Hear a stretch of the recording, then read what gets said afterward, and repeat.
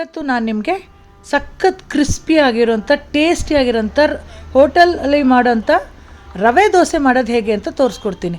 ಹೋಟ್ಲಲ್ಲಿ ನಾವು ರವೆ ದೋಸೆ ತೊಗೊಂಡಾಗ ಎಷ್ಟು ಇಷ್ಟಪಟ್ಟು ತಿಂತೀವಲ್ವ, ಎಷ್ಟು ಕ್ರಿಸ್ಪಿಯಾಗಿ ಎಷ್ಟು ಚೆನ್ನಾಗಿರುತ್ತಲ್ವ, ಅದೇ ಥರನೇ ಮಾಡಿ ತೋರಿಸ್ತೀನಿ ಇವತ್ತು ನಿಮಗೆ. ಆ ದೋಸೆ ರೆಡಿ ಮಾಡ್ಕೊಳ್ಳೋಕೆ ಮುಂಚೆ ನಾನು ಚಟ್ನಿನ ಫಸ್ಟು ರುಬ್ಬಿಟ್ಕೊಂಡ್ಬಿಡ್ತಾಯಿದ್ದೀನಿ. ಮಾಮೂಲಿ ಚಟ್ನಿ, ಹುರ್ಗಡ್ಲೆ ಹಾಕಿ, ಕೊತ್ತಂಬರಿ ಸೊಪ್ಪು, ಖಾರಕ್ಕೆ ಹಸಿಮೆಣಸಿನ್ಕಾಯಿ, ಸ್ವಲ್ಪ ಈರುಳ್ಳಿ, ಶುಂಠಿ, ಒಂದು ಸ್ವಲ್ಪ ತೆಂಗಿನಕಾಯಿ ತುರಿ, ರುಚಿಗೆ ತಕ್ಕಷ್ಟು ಉಪ್ಪು, ರುಬ್ಲಿಕ್ಕೆ ಎಷ್ಟು ಬೇಕೋ ಅಷ್ಟು ನೀರು ಸೇರಿಸ್ಬಿಟ್ಟು ನೈಸಾಗಿ ಚಟ್ನಿ ಫಸ್ಟು ರೆಡಿ ಮಾಡಿ ಇಟ್ಕೊಂಬಿಡಿ. ಚಟ್ನಿ ರೆಡಿ ಆಗಿಬಿಟ್ರೆ ದೋಸೆ ಮಾಡೋದು ತುಂಬ ಸುಲಭ. ಇವಾಗ ನೋಡಿ ಚಟ್ನಿ ರೆಡಿ ಆಗಿದೆ. ಈಗ ರವೆ ದೋಸೆಗೆ ಹಿಟ್ಟನ್ನು ಕಲಿಸ್ಕೊಳ್ತಾ ಇದ್ದೀನಿ. ಇದಕ್ಕೆ ಮೈದಾ ಹಿಟ್ಟು, ಅಕ್ಕಿ ಹಿಟ್ಟು, ಚಿರೋಟಿ ರವೆ 3 ಬೇಕಾಗುತ್ತೆ. ಚಿರೋಟಿ ರವೆ, ಅಕ್ಕಿ ಹಿಟ್ಟು, ಮೈದಾ ಹಿಟ್ಟು 3 ಈಕ್ವಲ್ ಪ್ರಮಾಣದಲ್ಲಿ ತೊಗೊಳ್ಳಿ. ಅಂದರೆ 1 ಕಪ್ ಚಿರೋಟಿ ರವೆ ತೊಗೊಂಡ್ರೆ ಅಕ್ಕಿ ಹಿಟ್ಟು 1 ಕಪ್ಪು, ಮೈದಾ ಹಿಟ್ಟು 1 ಕಪ್ಪು. ರುಚಿಗೆ ತಕ್ಕಷ್ಟು ಉಪ್ಪು ಹಾಕಿ ಈ ನೀರು ದೋಸೆ ಬರುತ್ತೆ ನೋಡಿ, ಆ ಥರ ಹಿಟ್ಟನ್ನು ಕಲಿಸ್ಕೋಬೇಕು. ಎಷ್ಟು ತೆಳುವಾಗಿ ಕಲಿಸ್ಕೊಂಡ್ರೂ ಸೂಪರಾಗಿ ಬರುತ್ತೆ. ಅದೇ ಇದರಲ್ಲಿ ವಿಶೇಷ. ಈಗ ಇದಕ್ಕೆ ಒಂದು ಮಸಾಲಾನ ಹುರಿದ್ಬಿಟ್ಟು ಹಾಕಬೇಕು. ಸಿಂಪಲ್ ಮಸಾಲ.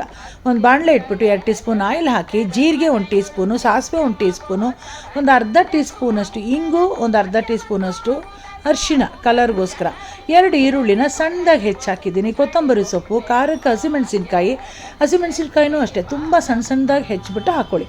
ಕೊತ್ತಂಬರಿ ಸೊಪ್ಪನ್ನು ಫೈನಾಗಿ ಚಾಪ್ ಮಾಡಿ ಹಾಕಿದ್ರೆ ಈಗ ಬಾಡಿಸಿದಾಗ ಏನಾಗುತ್ತೆ, ಎಲ್ಲ ಮೆತ್ತಗಾಗುತ್ತೆ.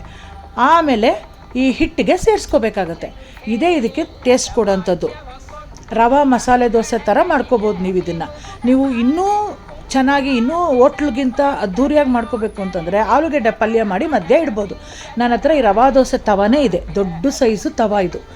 ಸಖತ್ತಾಗಿ ಬರುತ್ತೆ, ನೀಟಾಗಿ ಎಷ್ಟು ದೊಡ್ಡದಾಗಾದರೂ ಹಾಕೋಬೋದು. ನೋಡಿ ಎಷ್ಟು ಕ್ರಿಸ್ಪಿಯಾಗಿ, ಎಷ್ಟು ತೆಳುವಾಗಿ ಮಾಡಿದ್ದೀನಿ ನೋಡಿ. ನಿಮಗೆ ಫೇಲ್ಯೂರೇ ಆಗಲ್ಲ ಇದು. ಒಂದು ಅರ್ಧ ಗಂಟೆ ಹಿಟ್ಟನ್ನು ನೆನೆಸ್ಬಿಟ್ಟು ನೀವು ಈ ಥರ ದೋಸೆ ಹುಯ್ಕೊಳ್ಳಿ, ಸಖತ್ತಾಗಿ ಬರುತ್ತೆ. ನಾನು ಹೇಳ್ದಂಗೆ ಆಲೂಗೆಡ್ಡೆ ಪಲ್ಯ ಮಾಡಿಟ್ರಂತೂ ಇನ್ನೂ ಟೇಸ್ಟು. ನಂಗೆ ಟೈಮ್ ಇರಲಿಲ್ಲ ಅದೆಲ್ಲ ಮಾಡೋಕ್ಕೆ ಬೆಳಗ್ಗೆ ಅರ್ಜೆಂಟಲ್ಲಿ, ಅದಕ್ಕೆ ಬರೀ ಚಟ್ನಿ ಮಾಡಿ ರವೆ ದೋಸೆ ಮಾಡಿದ್ದೀನಿ.